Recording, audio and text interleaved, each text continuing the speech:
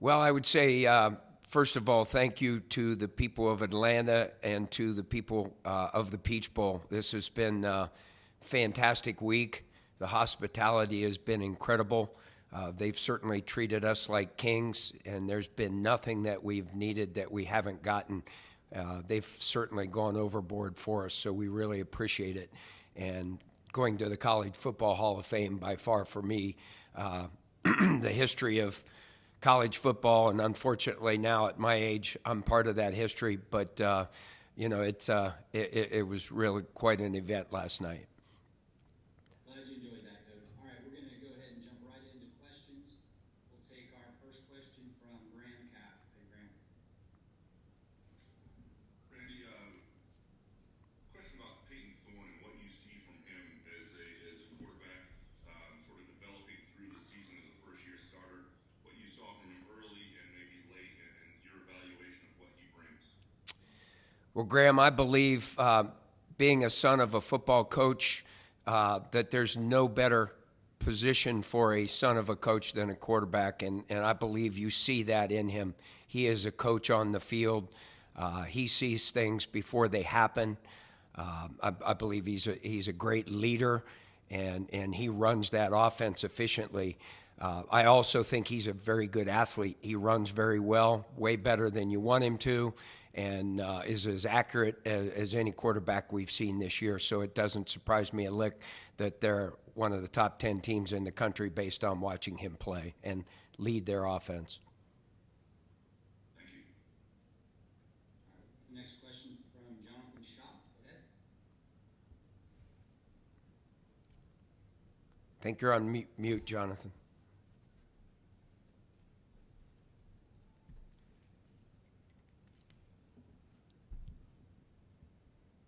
Yeah, Jonathan, I think there might be something wrong with you. There might be. Can you hear me at this time? Yes, sir. Okay, sorry about that. What's it like to coordinate a defense for Pat Narduzzi, a guy that had a lot of success coordinating defense, has his own thoughts and philosophies, and how important is it that you guys are all on the same page in putting together the defense you want to run?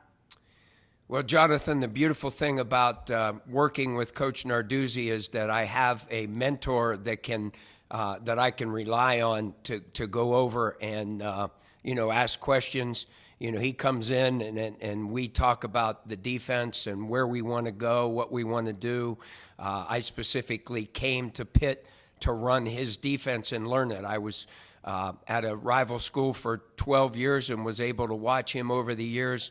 Loved the defense, and so I've embraced the idea of learning the defense. We've probably moved a little farther over the last 4 years with the defense and evolved it, but it's a fantastic relationship, and we both work together to figure out what we want to do week to week. And then, coach is obviously also on offense, so he bounces back and forth, but he's a great mentor to be able to go to with a lot of experience in the defense.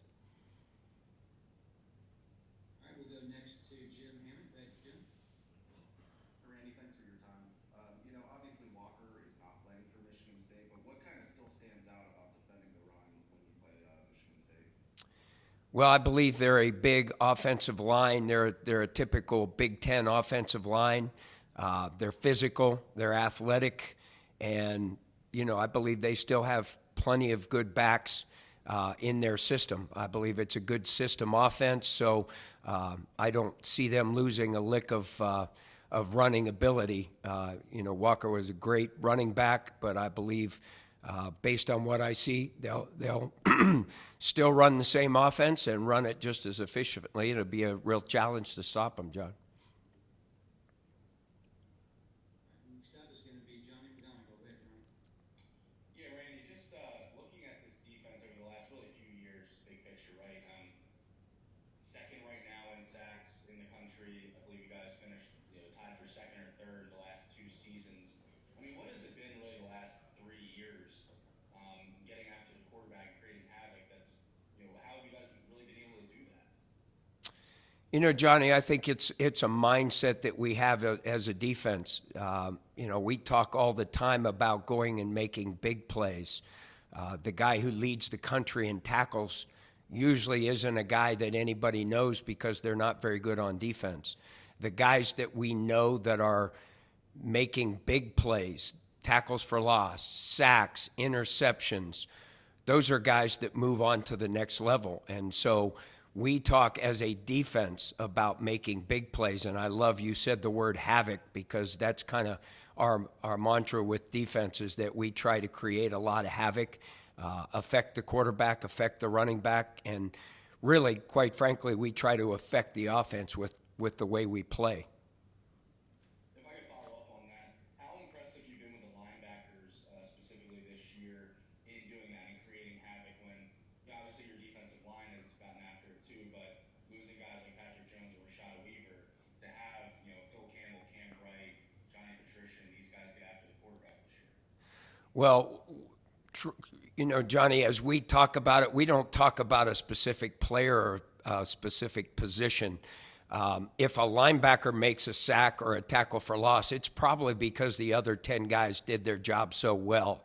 So, when a Servassier Dennis goes and makes a tackle for loss, probably Haba Baldonado did just as good a job and maybe forced it back into him, or Kancey did the same thing. So, don't get me wrong, I'm very impressed with them, but this is a 11-man operation, and the beauty of college football is this is the one sport where one guy doesn't make a difference. It's 11 guys. And so, as a group, that's why I believe we've been good on defense, is because we play as a group of 11, not as a group of one playing within a group of 11. The next question to Jerry D. Payola. Go ahead, Jerry.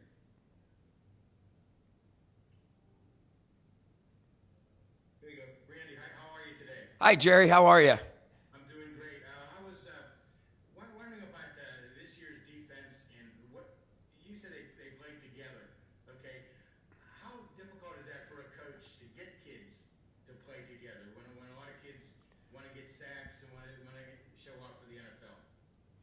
Well, I believe, Jerry, it's becoming more and more difficult because of social media. And not to put you guys down, but sometimes you guys you make it even more difficult as a coach, because we talk about how great they are, how good this or that is, and ultimately the most important thing for a young person in the game of football to understand, as you just heard me talk about, is this is an 11-man game. And so our mantra this year is we, not me, as you guys know. And so I'm constantly reminding the one person in the room that we are playing for each other and we're playing together as 11. And so that's kind of my job, quite frankly, Jerry, is that I'm reminding everybody that we are being successful because I had a great play, but I had a great play because the other 10 guys are doing their job. And so when you play as one in a group of 11, good things happen. If I may follow up, Randy, in your career, have you had a hard time getting that message across to your players? Not just maybe in Pitt, but maybe anywhere else? There have been years that it's been more and more challenging. I believe this year this group has come together more than any that I've seen for a long time. And so they've kept focused. They've kept focused on what's important, and that's why, we've had success. Thank you. We'll take our next question from Alan Cole. Go ahead, Alan. Yeah, can you hear me? Yes, Alan. Great. Connor Hayward's a guy that you can say it's kind of used in a lot of ways this year, across the formation, running the ball, catching the ball. What kind of challenge is a guy that can just kind of do a little bit of everything present for your defense? Boy, Alan, he is a great athlete. He can run the ball, he can catch it, he makes good moves when he does catch it. He's a good blocker. It's certainly not surprising since he's got such good bloodlines with his family, obviously.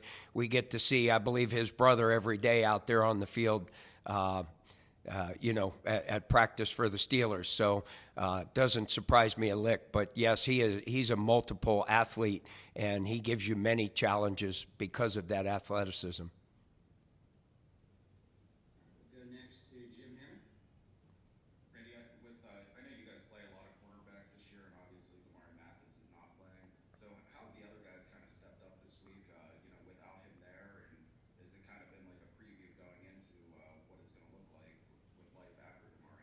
Well, sure. We didn't have Damari last year either with the injury. So, but we have played a lot of guys all the way through.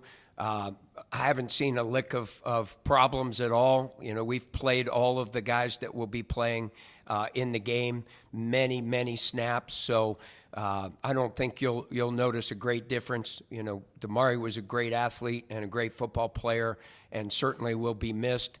But the next man up, and we won't have a bit of trouble, I don't believe. AJ will step right in, and MJ Devonshire, we've got plenty of good depth there. So I believe those kids will go out there and play great. All right, I think we've got time for one or two more for Coach Bates. Any more questions, please get into the queue.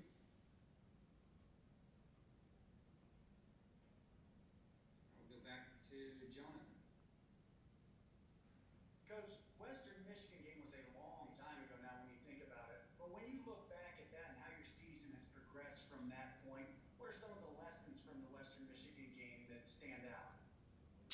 Well, Jonathan, there's many of them, and I would say when you talk to our athletes after you talk to me, I've reminded them all along that the most important thing about a setback like that is learning from it and continuing to improve because of it. And I believe that's something that our athletes have done a great job of, is learning from the problems that we had in that game and then moving on from it. And that was the most critical thing. And I believe we've done that. And I think that's why we've had success, is we've not forgotten that we had that game. And, we had some issues that we've corrected, and we've moved on from it and gotten to be a better football team because of it.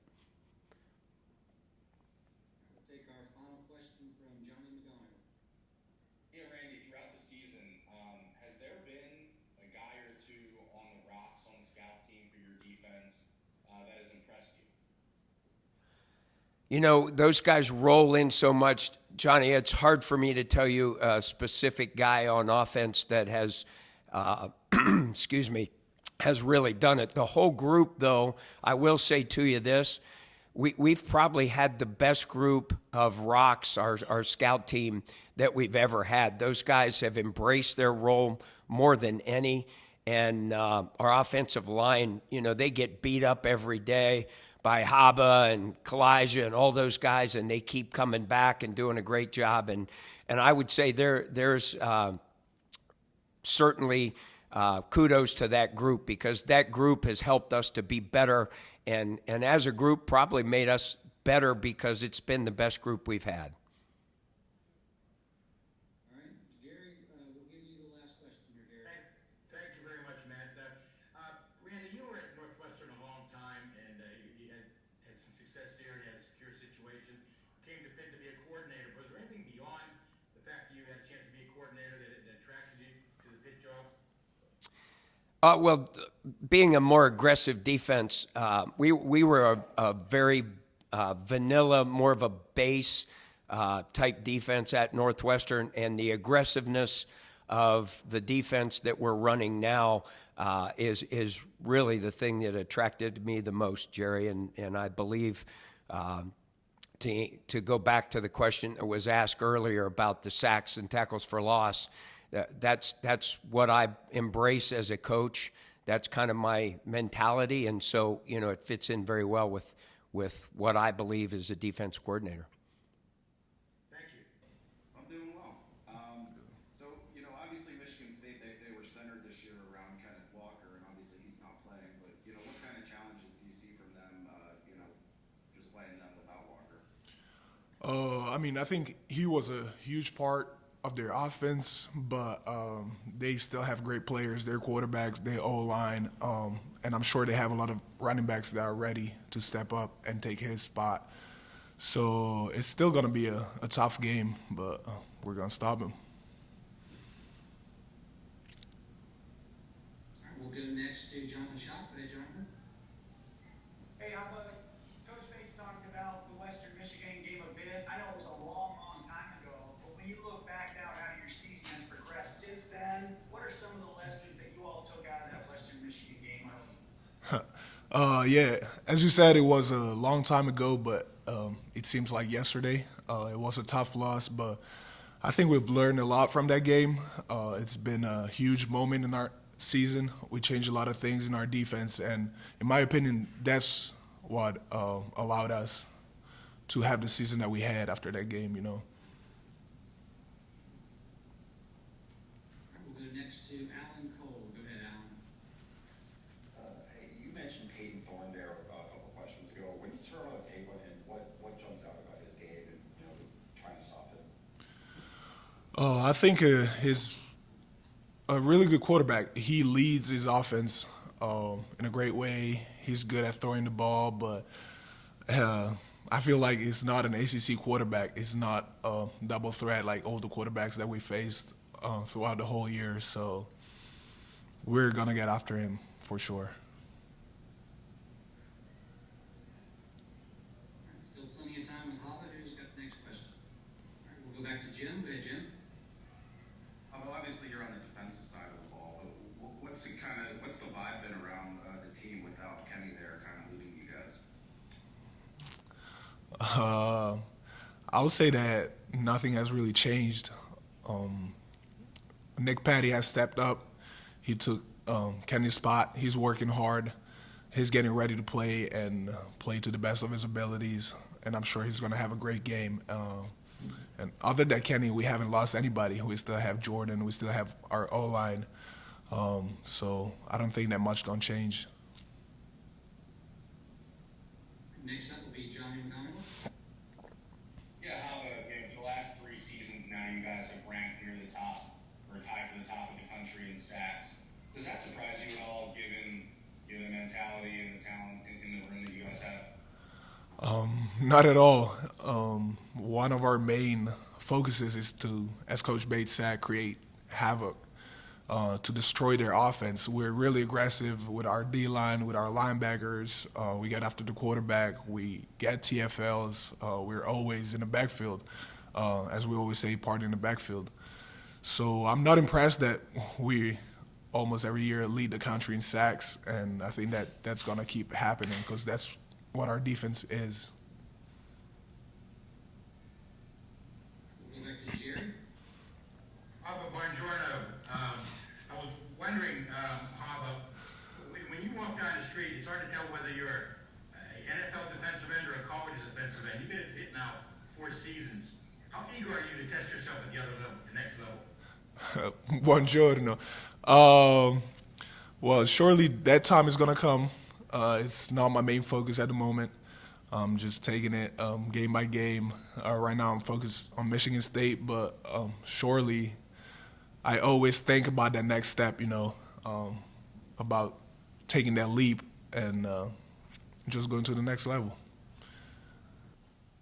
Elijah, were you almost disappointed when Kenneth Walker said he wasn't going to play? Were you guys kind of looking forward to the challenge of playing him? I think us as a defense, we were ready to face him. I think it was a great challenge for us, but I'm pretty sure it's guys that's after him that's going to play as good as him.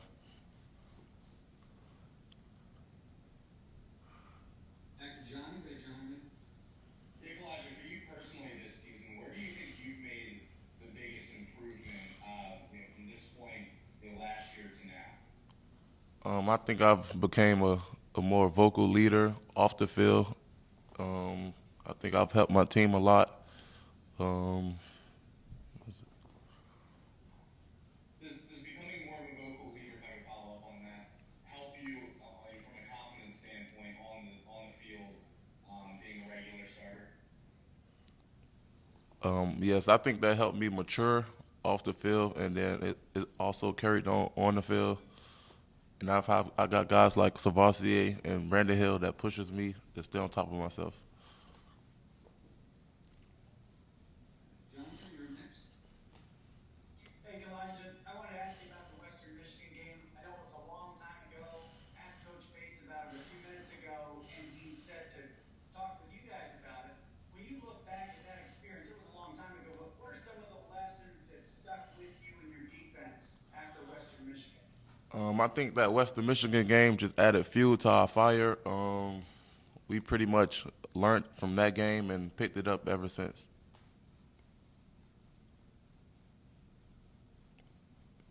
Jerry, we'll go to you next. Elijah, all season long there was a lot of talk about the offense at Pitt. But in the ACC championship game, the defense sort of took over, especially in the second half. Did you guys maybe play that game and play some of the games this year with a chip on your shoulder? Yeah, I think it's every week we deal with like offense, offense. Or this guy's going to throw for this, or run for this, or put up this amount of points. I think as a defense, that just fuels us up to go out there and just stop them. We'll go next to Alan Cole. Go ahead, Alan. Following up on that, do you feel like there's maybe more of a responsibility for the defense in a game like this, where not that Nick Patty can't do the job, where you don't have Kancey, you maybe don't have the sure thing in offense? Is there more responsibility on the defense to make plays in a game like this? I think as a defense, that's our goal, to make plays, to make stops, big third down stops. And like everyone say, defense win championships, and that's what we believe in. All right, Jim, you're up next. What's it like playing next to Haba? I mean, and just knowing his journey coming from Italy, having a few scholarship offers to being an all-ACC defensive end. I think it's great playing next to Haba. I've learned a lot from Haba. He's a great teammate off the field, on the field. He's very, very smart in the film room, and he's helped me with a lot of things.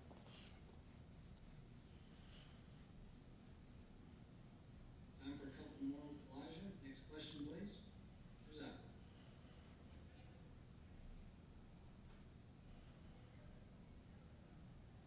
All right, back to Jerry. I'll ask you a quick one, Elijah. Did Robert teach you how to speak the language, the Italian language? No, Haba didn't teach me how to speak the language yet, but sometimes, like in film room, I'll ask him what this word means or something, and he'll tell me. He tells you in Italian? Yeah, he'll say it in Italian, but I have to make him repeat it. Thank you. Thank you.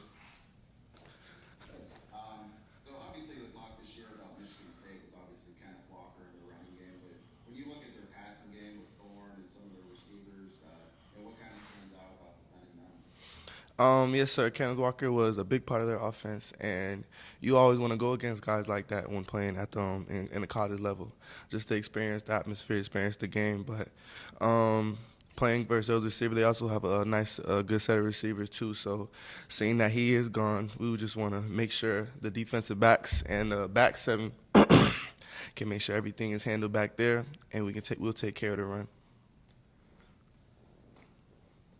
Johnny, you're up. Brandon, specifically on those wideouts and really Jaden Reed, what have you seen on film from him that you guys have to keep an eye out for? Oh, yes, sir. We've seen a lot of speed, and we just want to make sure communication is right in the secondary to avoid any mishaps. And if we accomplish that, when we accomplish that, we'll be in a great position. We'll go back to Jonathan. Go ahead, Jonathan. Hey, Brandon, I want to ask you about the importance of getting lined up as a defense. In the defense you guys run, and in your experience, especially during this year, how important is it to get your defense lined up before the snap? It's very important. It's very important. In practice, when we think teams are going to run a high tempo offense, we get back to the ball faster. We make sure we get home. We make sure Coach Bates harps on that. We make sure we get home, get back to the ball, so we're in our spot to get the play. To, like you said, to be there for that place. Because once all 11 people line up on our defense, it's hard to drive the ball on us. So once everybody is home, gets to play, we're hard to beat. So that's very important in our defense to get lined up, make sure we're reading our keys, and make sure we can execute. Take the next question from Alan Cole. Go ahead, Alan. Connor Hayward's a guy Michigan State uses in a lot of different ways on offense, both running game and passing game. What kind of jumps out on the tape about him trying to stop him? We just focus on being ready for anything. We on our defense, we just be ready for anything, ready to adjust. We can just adjust as we go. We have a very smart group of 11 guys out there that can adjust on the fly and all be on the same page and be one accord. And also have a great defensive coordinator who can call the right plays when we're in those situations. So just being prepared for anything is the biggest key out there. Jerry, back to you, please. Brandon, I asked this question of Kalijah a minute ago, but I'm interested in your thoughts. All season long, the Pitt offense got all the headlines and all the accolades. But I believe the ACC championship game, you guys really stood out and won the game in the second half against Wake Forest. Do you guys maybe, play that game with a little chip on your shoulder to show the nation that, yeah, we have a defense here at Pitt too? I feel like we played every game with a chip on your shoulder. Like, we just go in, just ready to work, ready to battle, ready to play. We had a great offense that led us this year, with also followed by a great defense. So once you put those two things together and those mesh well, we'll have a great successful season as we did. So just always, as a defense though, you just wanna go in, play with a chip on your shoulder, and always may not have got the recognition that we deserve this year, but we're still gonna come out every game and play the exact same way. Back to Jim. Go ahead, Jim. Yeah, Brandon, it's kind of following up on that question about the, maybe not getting respect, but talking to you, Kalijah, Haba, and Servassier, none of you guys were 4 or 5-star recruits. So what's the belief system whenever you get to Pitt as, maybe a lightly recruited guy, and the belief that you're going to be a good player eventually someday? Yes, sir. I feel like it's just the work ethic from all those guys you just mentioned. We've worked countless hours, countless nights in the gym, on the field, in the film room. Everything comes into play when you're out there. So just the work ethic from everybody on the defense is just, I feel like that's what helped us to have a successful season this year. It's just everybody's ready to work. We're all on the same page, and it happened well. Time for one or two more for Brandon. Anybody have a follow-up question? Brandon, please. All right, Jerry. Brandon, the Miami game was a long time ago, and it seems like forever. You guys haven't lost since then. And I was wondering if the 2 games you guys lost this year fueled you guys and showed you guys some things you needed to shore up, and would you have been as successful maybe without those games? I feel like that Miami getting hurt. That one hurt. But I feel like those 2 games we've learned a lot about ourselves and ourselves as a team, and how we responded. Like you said, we haven't lost since Miami. So how we responded after that really says a lot about the University of Pittsburgh and their football team. So we just always just focus on the next week. And once we began to do that, it just built our success. It fueled our success, and I feel like Pittsburgh's gonna be a great university that people will always remember. We're going to take 2 more. We'll go next to Jonathan. Hey, Brandon, you talk about the chip on the shoulder. How much of that starts at the top with Coach Narduzzi, with the intensity he brings, and with the culture he's trying to build there at Pitt? It means a lot because look, he always harps on a Pitt tough defense. Pitt tough defense. 11 guys flying to the ball. It should when one person got the ball, 11 helmets should hit them. So we always racing to the ball. Me and Servassier, we throughout the season we've had like this little race of who's going to get the most tackles, or who's going to get the ball. Obviously he beat me this year, but I still got some more years left in me. But yeah, it comes from Narduzzi. As a great coach, he's electric out there in the field in practice. He gets everybody fired up. He makes everybody gets everybody wanting to play, get in that mode to go out there and be the Pitt tough defense that we are. Last question is Johnny. Go ahead, Johnny. Yeah, Brandon, as a fellow Florida guy, what did Damari mean to you in your development, and how much will you guys miss him in the back end? He meant a lot. Me and DeMar actually both from Central Florida, and I didn't know that till I came up here. So we always we always been like he always been close to my heart like in that way as a big brother to me. I looked at him and just him leaving it's like you feel me, it's a big hole, but we have guys that are more than ready to step up, more ready to step up to the plate and to be that complete defense that we always are. But now he's played a big role in helping guys just like just helping them throughout the year, through practice and games, giving us tips and things like that to help us with our craft. And I feel like he's also a big part of the success in the secondary this year, and I appreciate him for that. Good. So obviously, as a defense, you guys probably want to challenge yourselves. So were you guys almost a little disappointed when you found out Kenneth Walker wasn't going to play in this one? Definitely. You know, he has had an amazing year this year, and he's a great running back, and you know, a top draft prospect. So, you know, when you think about going against a guy like that, it's just amazing, and it kind of makes the game exciting.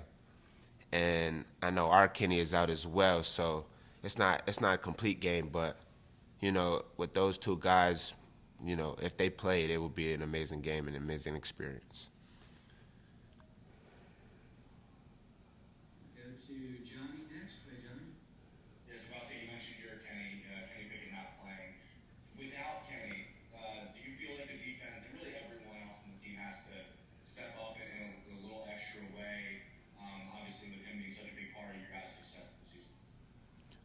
Truly, I think everyone just needs to do their role.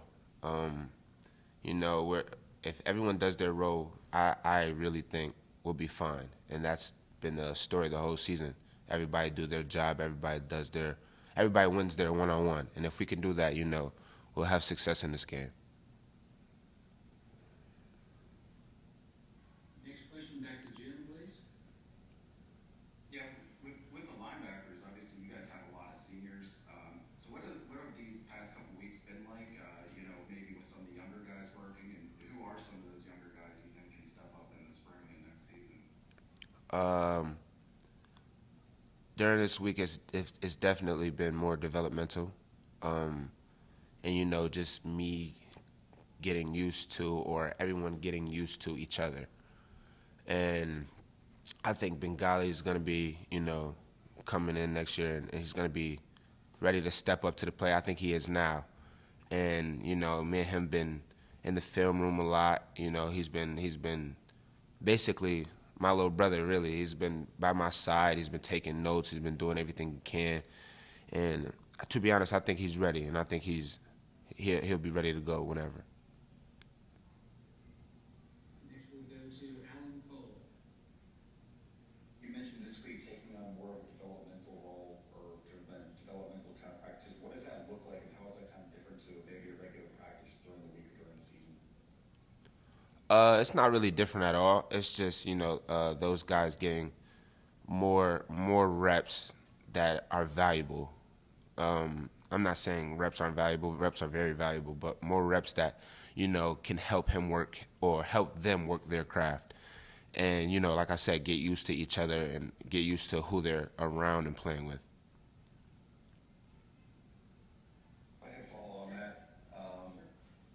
Do you feel like that's something, obviously, you know, it's a long time between now and September, you know, next season. Do you feel like that's something that kind of carries over into spring ball and then, you know, into the summer, onto the season next year, or can? Definitely. I think the reason we were as good as a team this year is because how close we were and how much time we had to spend together, not just on the field but also off the field. So if we can get that done, you know, as early as a bowl week or as early as December, transitioning into spring will be, you know, that much easier, and then coming into the fall camp will be, you know, better as well.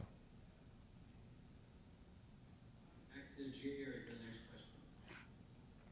Well, say thanks for your time. I was wondering, you guys haven't played since December 4th, and here it is, December 28th. It's still 2 more days away for the game. How difficult was it, or is it, to get recharged, get ready after having almost 3 consecutive buys? I don't think it's difficult at all. It's always the mentality of stay ready so you don't have to get ready. You know, we've been practicing, we've been working out, we've been doing everything we need to do to stay ready. And the mentality of this team, you know, we're just hungry for another game. We want that 12th win.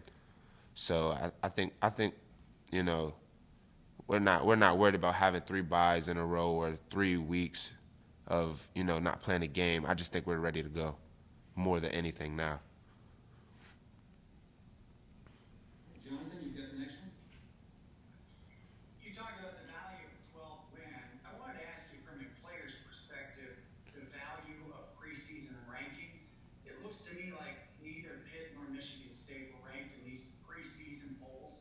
As a player, what do you guys make of those preseason rankings each year? It's just preseason.